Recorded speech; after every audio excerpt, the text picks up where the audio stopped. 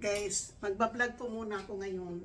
Magluluto pa ako ng isda na tinulang isda po. Magkakuha pa ako ng rakad. $11 po ito, isang buong pirasong isda po. So, ngayon po, mag-iinit po ako ng tubig.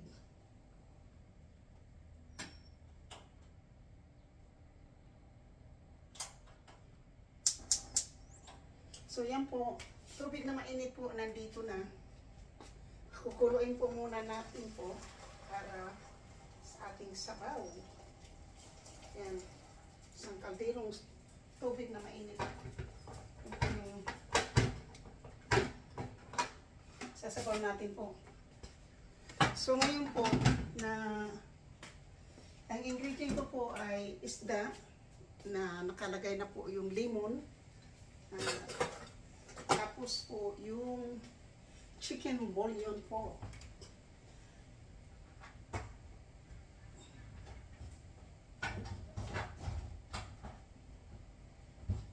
So, chicken bouillon and black pepper.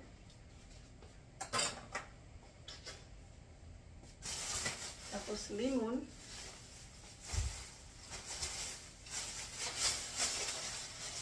And 1 piece of tomato.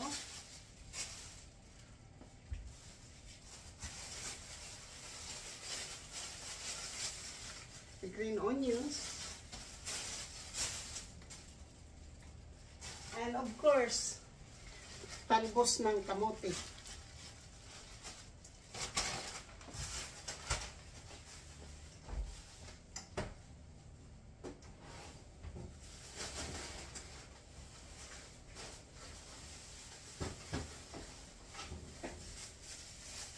At syempre, hindi po natin kalimutan ang ginger.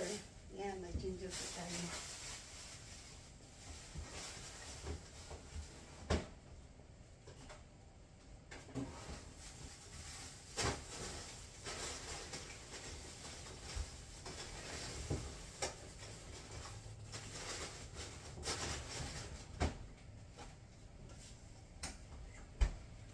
So, ngayon po yung kompleto na ingredients po natin ay pagsamasamahin po natin diba? So, meron tayong lemon, ginger, onions, talbos ng kamote po, black pepper, and of course, sinigang root.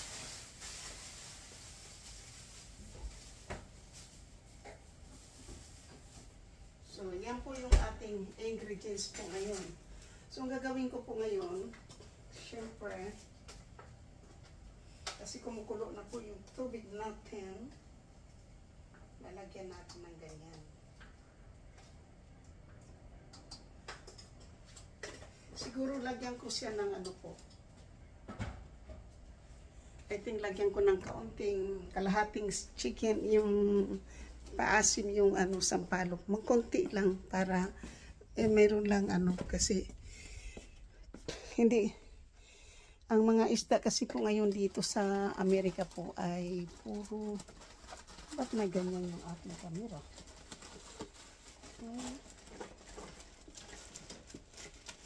Kalimutan kong bumili ng sinigang broths. Ito mayroon. Patano yan? Patano yan? O yun. Tanggal. So,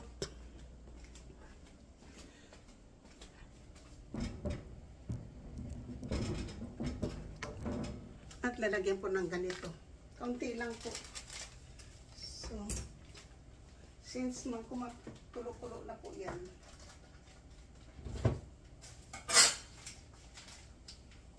lagyan natin ng kaunti yun. Hindi natin ubusin. Pag sa karne yan, uubusin ko po ito. Kaya lang, isda, hindi ko po yan uubusin. Tapos lalagyan na po natin ng ganyan.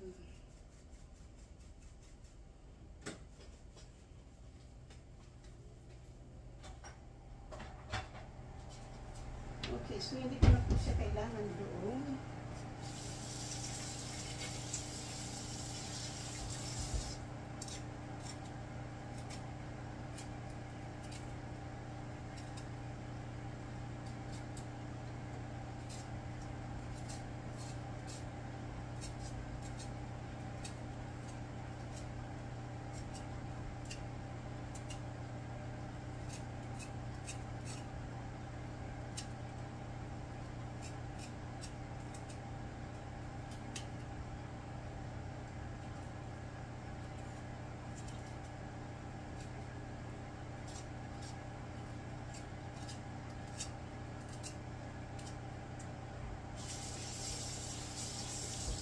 Ayan na po, kumaano na naman po yung braso ko. Ayan, ganyanin lang po natin yan pag ano. Para hindi na po natin ano.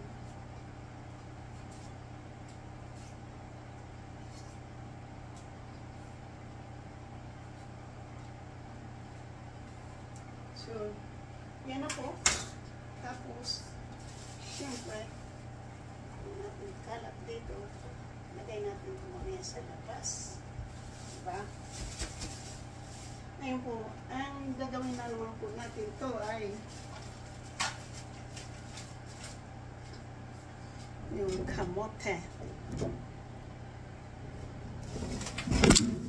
Oh. Bakit ka nahulog, ha? Yan. Mayroon tayong talbos. Yung talbos ng kamote po ay anuhin po natin to. Anong po? $2.49 po ang isang ganito po. Bali 100 po yan. Na ano po, mga 150, 200, mga 150 pesos po ang ano nito. Kasi ano po to eh, yung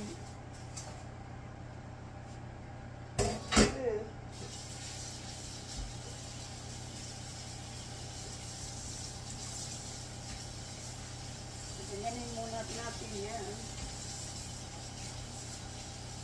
Nalagyan po muna natin, nagbasan muna natin ng sugar.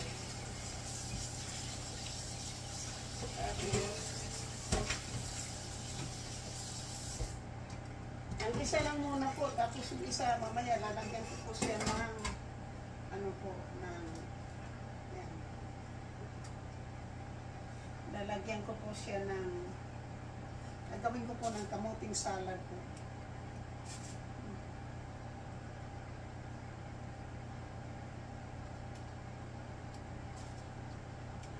Sarap naman yung tangkay, di ba? Ito lang muna ng kamuti. So, ito na lang para madali.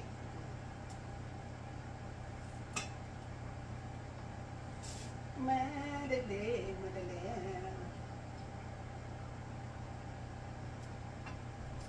Yan po.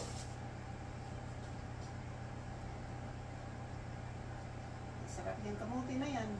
Bihira lang po to. Bihira lang po ako bumili ng kamuti po kasi mahal.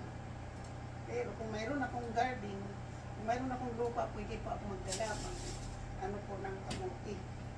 Kasi gusto ko lang yung talbos. Masarap yung talbos sa gulay. Siyempre, lumaki tayo ng bukid. Alam natin kung ano yung mga pagkain sa bukid, di ba?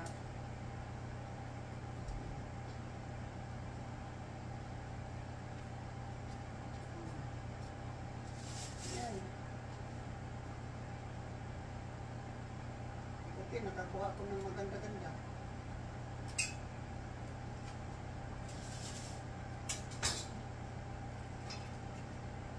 So ngayon po, ilalagay na po natin ito, isda.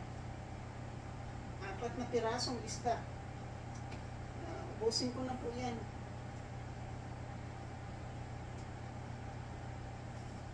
Kasi ganun din naman po, kung ihiwalayin mo po, lulutuin mo rin.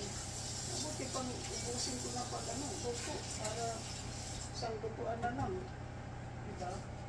Diyan ka.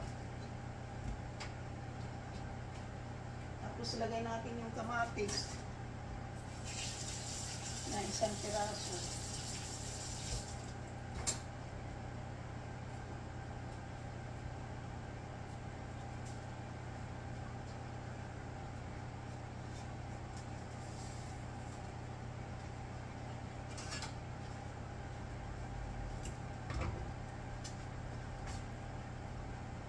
Ganyan na lang.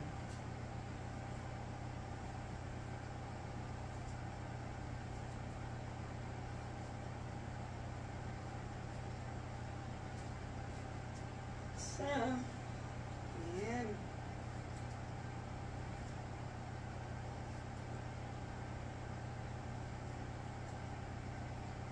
Ganyan lang po, diba?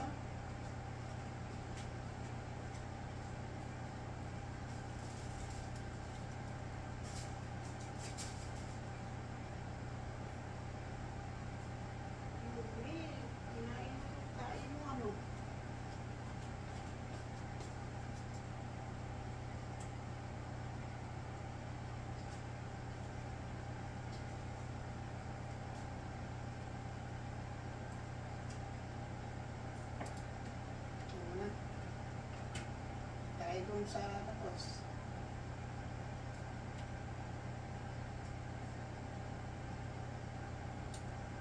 Kinain ng aso yung kanyang tae po. Yan.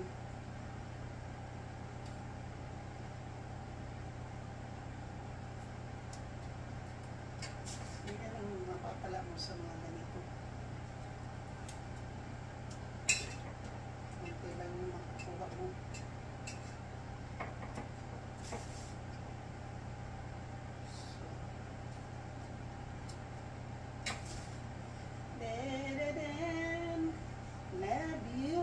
Thank you for watching. Shout out po sa lahat-lahat ng aking mga members, super chatter, at nag-iisang sponsor po. Mega love shout out po. So, iyan po. Mega love shout out po sa aking po mga sponsor dyan. Sa aking po mga kaibigan.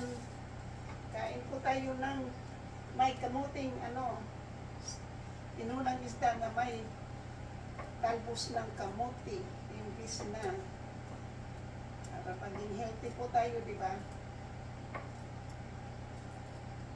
Lagay natin yung tangkay kasi sayang. Masarap naman, di ba?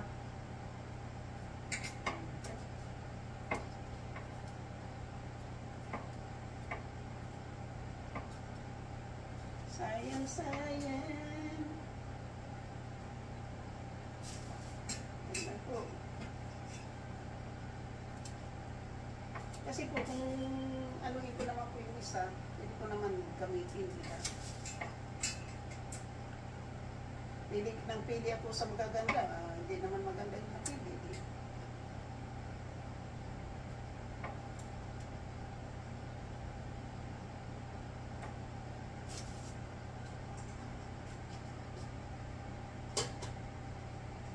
Hindi naman maganda.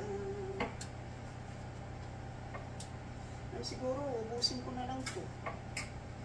Kasi gusto ko sanang yun. Yung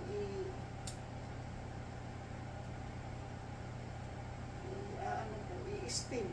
Para yung pakuluan lang. Tapos yung salad po. Hindi ko lang alam ha. Tingnan natin. Madami ito siya kadami. Kasi ako pa naman, mahilig ako sa gulay.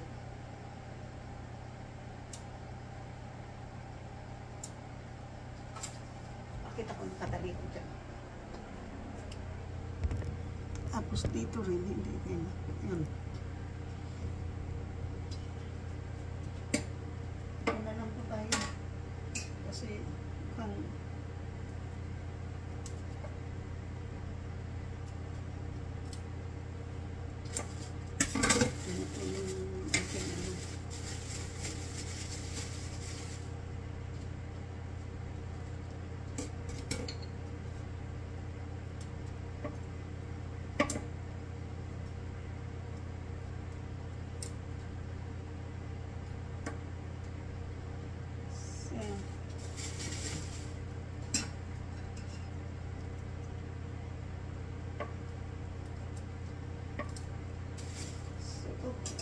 siguro ito no? Yung tulong eh. Busin ko na lang siguro. Kasi itong naman po. Himayin ko na lang lahat yan para i-steam ko yung iba, diba? Kasi depende yan sa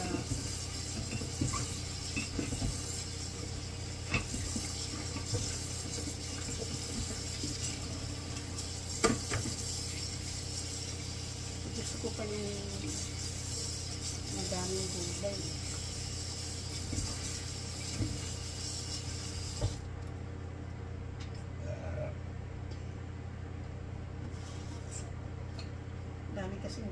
Ito po.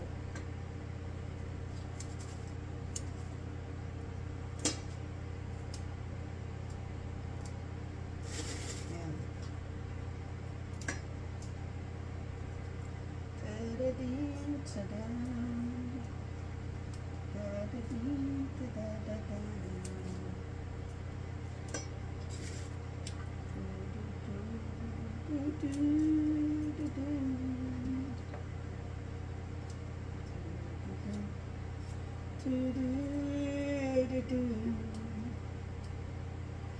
Shout out po sa lahat, sa aking pong mga minawal, sa mga aking mga subscriber, sa aking mga silent viewers, sa mga new subscriber dyan. Mega love shout out po. Ito, hindi ko na lang po ito mamaya. Kailangan po siya natin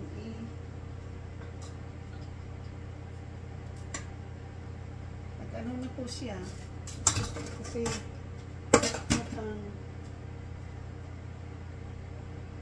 yan, kumukulo na po.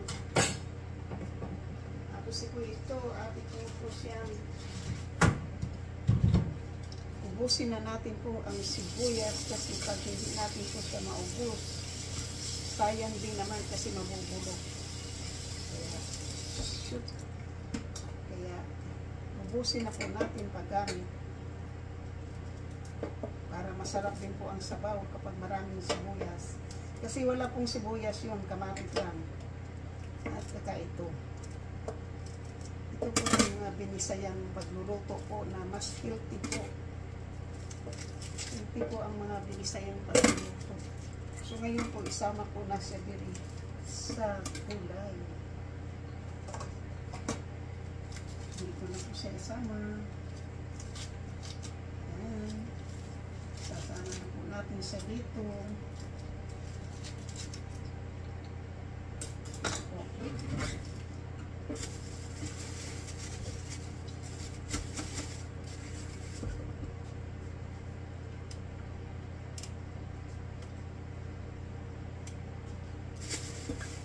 Tapos ito po ay aanuhin ko po yan kasi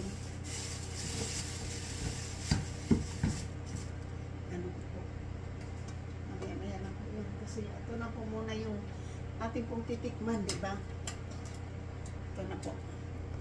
Ito na po ang aking isda. Yan. Diba? Masarap. Diba? Masarap po. Yan. Yan ang sinasabi ko.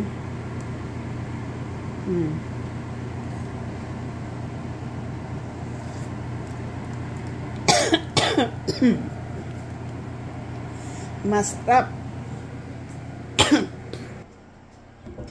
Pipigaan pa natin po ng isa pang lemons para mas lalong masarap.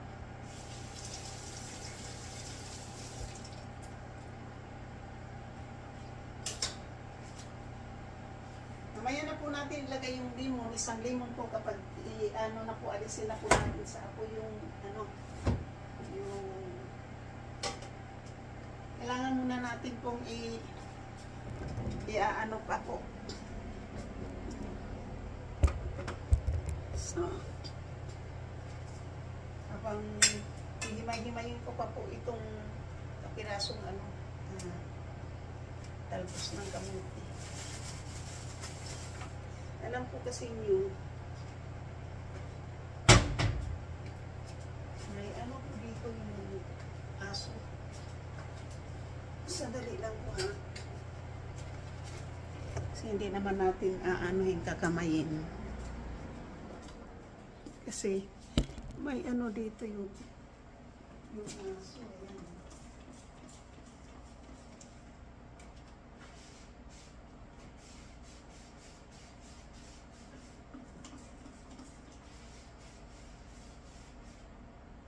Kinain po niya yung kanyang tae po.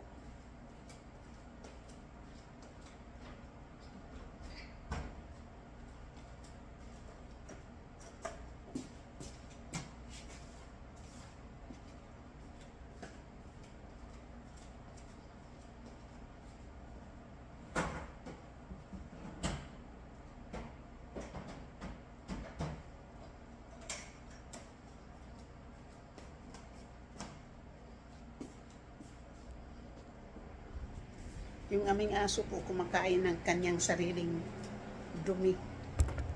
Sinakain niya yung kanyang sariling dumi po. Pero okay lang po, hindi ko naman hindi po eh.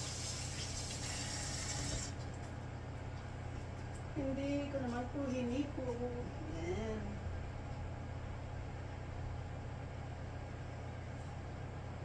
Yan ang sinasabi ko po na isdang masarap. Yan. So,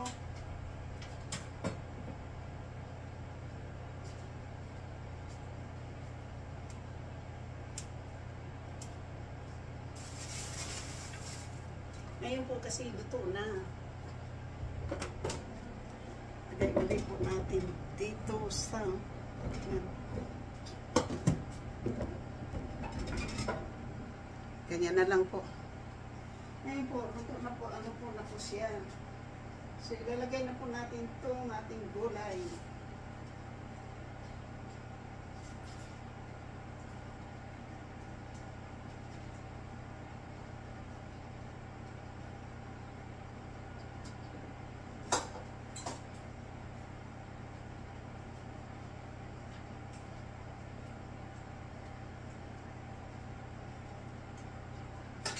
At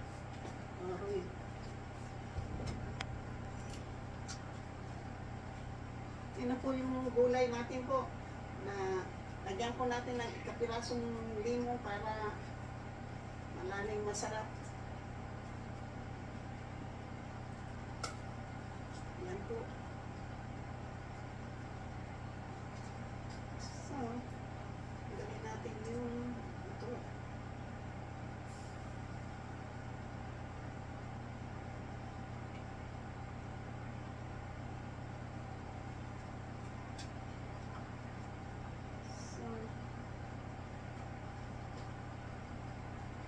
Ayan na po ang aking isda.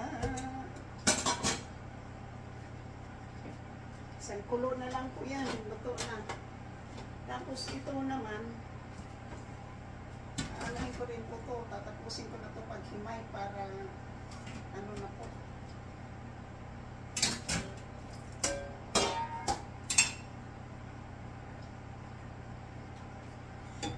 Tapusin ko na po ng himay para wala na po akong problema. So, dito na yan para ilagay ko po sa labas yan.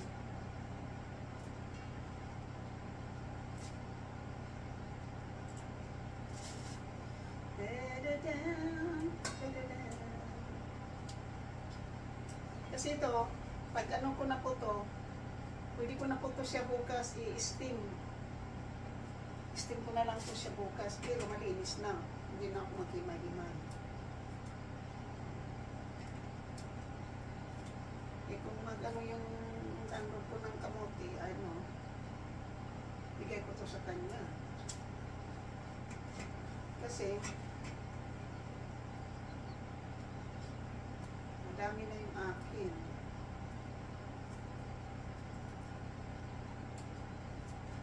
Sayang. Ayun na po, ayan na. Ayan na po, ayan na. Ayan na po ang aking isda na tinulang isda po. Yan. Ayan na po. Diba? Masarap lang naman akong kain ngayon kasi wala pa akong kain simula kaninang habang nagtatrabaho tayo doon. Yan. Pero yung pagkamatis, kanyan pagkaiwa po. Ayan. Tamas na.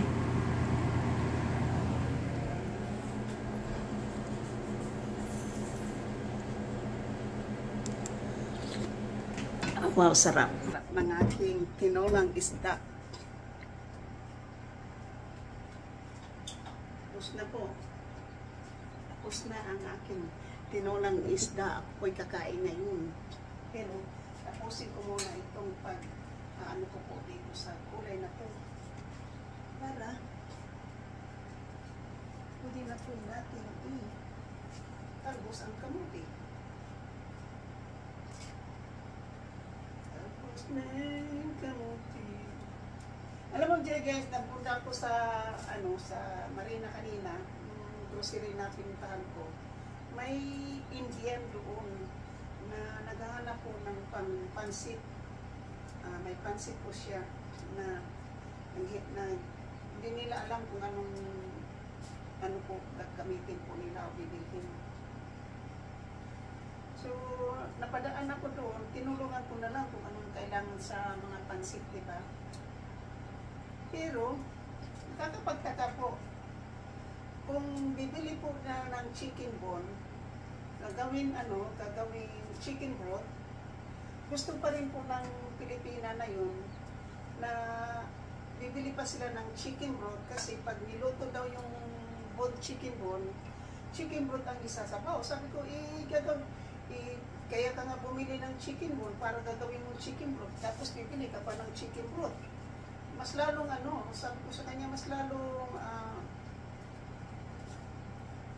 napamahal kayo.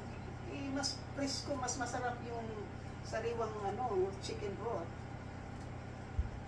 At saka yung chicken broth nga nasa lata, matamis na yun, masyadong salty. Sabi niya, ayaw diyan yung parents daw niya na magkakain daw ng masyadong maalat, sabi niya. So, kasi alam mo yung mga Indian, karamihan yan, mga vegetarian, hindi kumakain ng karne. Gulay lang yan sila. Maraming mga vegetarian kasi mayroon akong co-workers na hindi kumakain ng karne. Palagi lang siyang kung mayroong pizza, palagi yan vegetable. Hinihiwalayan siya pag-order ng vegetable. Tapos pakainin mo ng mga yung masyadong sa preservative na samantalang sila pag kumain, puro mga gulay. Sabi ko doon sa nasa sa iyo yan kung susundin mo. Pero ngayon, sundin mo muna dahil ikaw nagpaturo ka pa magluto ng pansit.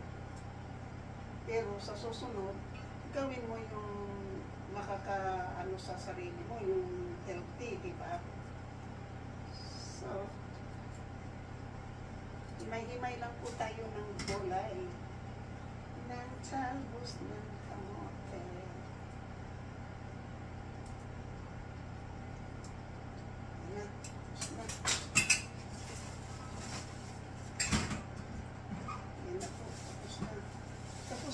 Kasi siyempre nag-ano tayo ng isda dito, di ba? Kanina. Ito na naman ang i-roll natin ito. Lemon para masarap. Para mabango po yung sink. Dali po sa para mabango po. Mayroon kayong isda, ha? Tapos lemon. Sarap yan. Lalo na pag mayroon po kayong